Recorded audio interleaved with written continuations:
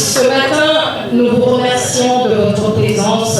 Merci de nous avoir vraiment donné l'opportunité de venir vous présenter ce projet. Cela témoigne de l'intérêt que vous portez vraiment pour nous. Nous sommes le groupe Amafo SARL et nous avons mis en place un projet de financement agricole des jeunes agriculteurs qui vont devoir élaborer des projets exclusivement dans le domaine agricole. Et s'ils ont la chance d'être parmi les gagnants, ils repartiront avec un financement de 5 millions de francs guinéens et un accompagnement technique de la part du groupe Amafo. Alors, déjà, avant d'introduire M. Kourouma, je vous demande de bien visionner les flyers qu'on vous a remis. Il y a toutes les informations nécessaires dessus, notamment sur la page Facebook qu'on a créée, sur le groupe WhatsApp également, sur lequel vous avez la possibilité de nous envoyer tous les messages, toutes les questions qui vous tracassent concernant le concours Amafo Agri-Talent, dont M. Kourouma est l'initiateur. Je vais lui donner la parole pour qu'il s'exprime là-dessus. M. Kourouma Amadou. À droite, et 1, et 2, et 3, et 4, et 5, et 6, et 7, et 8, et 9, et 10. Applaudissez pour vous, merci. Entrepreneurs, mais chez les autres, pas chez nous. Ça, c'est le cycle d'un entrepreneur, c'est 25 ans à la tête de l'entreprise. À partir de 25 ans, on essaie de transférer son pouvoir à son enfant. Donc quand vous avez fait 4 ans et 100 ans, vous avez respecté la première loi de l'entrepreneuriat qu'on appelle l'entrepreneuriat acquis par le lien de sang. Ok? La deuxième classe d'entrepreneur que j'aime bien, l'entrepreneur par conviction, par amour. Voilà un monsieur qui n'a pas de famille entrepreneur, qui n'a pas de famille fonctionnaire, qui ne connaît même pas l'entrepreneuriat, mais qui se donne tous les moyens. Partout où il y a des conférences entrepreneuriales, il est là. Il lit, il n'a que des livres basés sur le développement personnel, le développement entrepreneurial. Il ne fait que lire ces grands livres et il réussit à créer une entreprise et à prospérer dedans. Il ne l'a appris à personne. C'est à travers ses propres persévérances et sa conviction qu'il est devenu entrepreneur. Ça, c'est la deuxième catégorie. En Guinée, nous avons des entrepreneurs par conviction. Mais la troisième catégorie qui foisonne dans tous les pays africains, c'est l'entrepreneur par accident. C'est par accident. Grand frère est devenu ministre, grand frère est devenu directeur, grand frère a l'opportunité de me donner tous les contrats. Le grand frère m'appelle, il dit viens, tu ouvres une entreprise. Bonjour le dégât. On l'ouvre. Celui qui n'a jamais géré 10 millions de francs guinéens se retrouve avec un contrat de 100 milliards. Qu'est-ce qu'il va faire? Il va inviter les filles à Dubaï. Il va faire le bling-bling, il va manger bien son argent parce qu'il n'y a pas d'histoire derrière cet entrepreneuriat. Ça n'ira nulle part. Il sera, comme j'aime dire, je suis désolé, c'est un vaurien qui s'est retrouvé à la tête de beaucoup d'argent, mais qui ne sait pas qu'est-ce qu'il faut faire. Et pour lui, son sport favori, c'est le gros cylindré, c'est les belles demoiselles, c'est les belles voyages, et puis c'est tout ce qui est beau, c'est ce que lui aime. Ça, c'est l'entrepreneur par accident. Et nos pays sont remplis de ces entrepreneurs qu'on appelle des entrepreneurs par accident. Après 5 ans, tu vois, ils sont en train de quémander leurs amis parce qu'ils n'ont pas su profiter de l'opportunité, mais ils ne pouvaient pas. Puisque l'entrepreneuriat, ça commence petit à petit. La richesse, ça se construit. On ne tombe pas dedans. C'est pourquoi tout le monde est unanime à vous dire que toute personne qui base son idée entrepreneuriale sur l'argent tout de suite est un entrepreneur échoué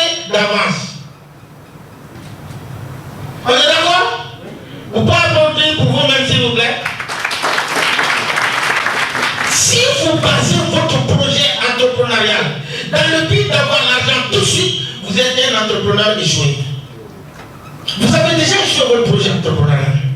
Alors c'est ce qui m'envoie maintenant à vous expliquer les trois catégories pour être un entrepreneur, les trois règles qu'il faut forcément respecter pour être un entrepreneur. La première règle que je nommais la règle des 3 P. Est-ce que quelqu'un connaît ma règle des 3 P? Ça veut dire que personne d'entre vous n'a assisté à une de mes conférences. Ça fait 2 ans que je suis en train d'expliquer la règle des 3 P. La règle des 3 P. Le premier P, c'est le P de la pertinence. C'est quoi la pertinence? Je suis un jeune fraîchement sorti de l'université. Je n'ai rien, je n'ai pas d'argent. Mais j'ai une idée entrepreneuriale dans ma tête. Et l'idée entrepreneuriale commence par quoi? Je vous dis tout de suite. C'est une opportunité d'affaires. C'est une opportunité d'affaires. Ici, on est plus de 200 dans cette salle. Alors, je me dis tout de suite, ça, tous les jours, 200 personnes se réunissent dans cette salle. Mais ils ont une difficulté. Quelle est la difficulté? Ils n'ont pas d'eau pour boire tous les jours. Ils sont obligés de se déplacer pour aller dans la boutique. D'un côté. Alors je vais créer une petite entreprise de vente d'eau à ces étudiants qui sont là. Alors, là, l'idée est là. Mais est-ce que l'idée elle est pertinente? La pertinence commence, la pertinence d'une idée commence quand ça peut changer quelque chose dans ton environnement. Ça veut dire qu'en fournissant de l'eau, je change quelque chose. Alors mon idée, elle est pertinente. À partir de là-bas, je vais voir monsieur le recteur. Monsieur le recteur, j'ai un projet. J'ai commencé, je n'avais rien. C'est quoi le projet? Tiens, vous savez, dans votre amphithéâtre où vous vous réunissez, il y a plus de 200 étudiants qui se réunissent là-bas tous les jours. Mais le problème, c'est qu'ils n'ont même pas d'eau. Mais moi, j'ai déjà le projet. J'ai juste besoin de 200 000 pour commencer à leur servir de l'eau. Le recteur dit, tiens, ça c'est un bon projet. Mais si je te finance de combien? On peut faire 50-50. Voilà la première règle de l'entrepreneur. Ne vous couchez pas sur vos projets. Ceux qui vous disent là, quand tu as un projet, il faut te casser, c'est faux. Ils ne vous disent pas la vérité. Parce que quand tu te tais sur ton projet, comment tu vas avoir le financement? Est-ce que c'est possible? Donc quand on vous dit, quand tu es dans un projet, il faut te taire. Mais si tout le monde s'était tué sur son projet, le monde ne serait pas aujourd'hui. On ne serait pas en train de téléphoner. On n'aurait pas ce micro qui est en train de vous communiquer. À un moment donné, il faut sortir de votre zone de confort. Allez, partez voir un investisseur potentiel.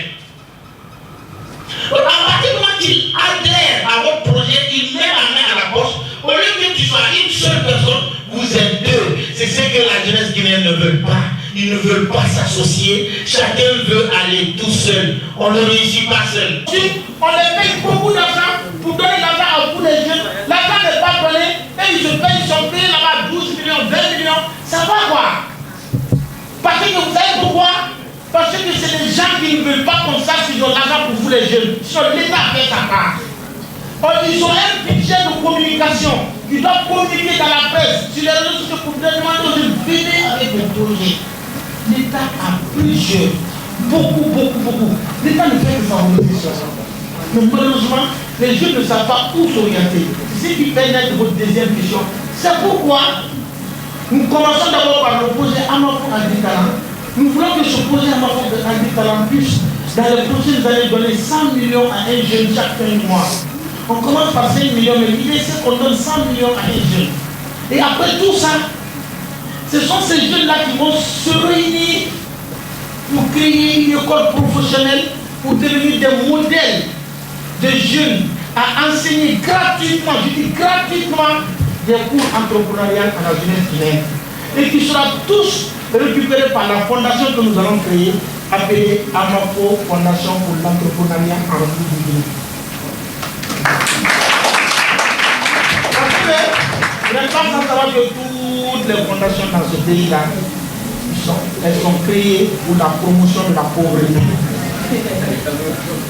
Et la Guinée est le seul pays où un pauvre crée une fondation pour aller aider les pauvres. Hein? Le pauvre il crée une fondation, il vient voir le riche pour lui, pour le subventionner, de aller donner aux pauvres. C'est pour qu'est-ce qu'il va donner? Quand tu n'es pas satisfait, tu vas donner aux autres. Dans les autres pays, c'est les maniaques qui font des fondations et des brigades. Pourquoi vous ne payez plus? Si vous avez choléra, comment on appelle, maladie qu'on fait sur comment on appelle ça? Choléra, c'est ça? Choléra, tuberculose, des trucs comme ça.